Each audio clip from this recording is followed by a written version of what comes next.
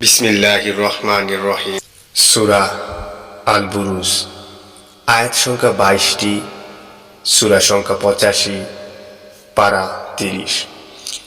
শপথ গ্রহ নক্ষত্র শোভিত আকাশের এবং প্রতিশ্রুত দিবসের, এবং সেই দিবসের যে উপস্থিত হয় ও যাতে উপস্থিত হয়।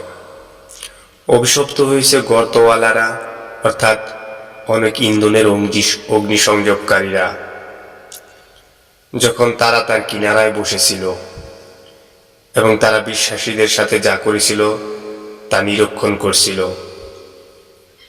তারা তাদেরকে শাস্তি দিয়েছিল শুধু এই কারণে যে তারা প্রশংসিত পরাক্রান্ত আল্লাহর প্রতি বিশ্বাস স্থাপন করেছিল, যিনি নবমণ্ডল ও ভূমণ্ডলের ক্ষমতার মালিক।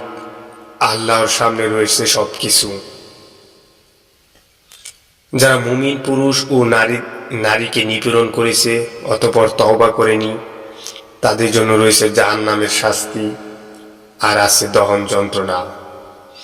যারা ঈমান আনে ও সৎকর্ম করে তাদের জন্য আছে জান্নাত, যার তলদেশে প্রবাহিত হয় নির্ঝরণী সমূহ। এটাই মহা সাফল্য। নিশ্চয়ই তোমার পালনকর্তার পাকড়াও অত্যন্ত কঠিন।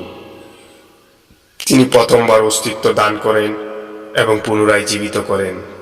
তিনি ক্ষমাশীল, প্রেমময়, মহান আরশের অধিকারী।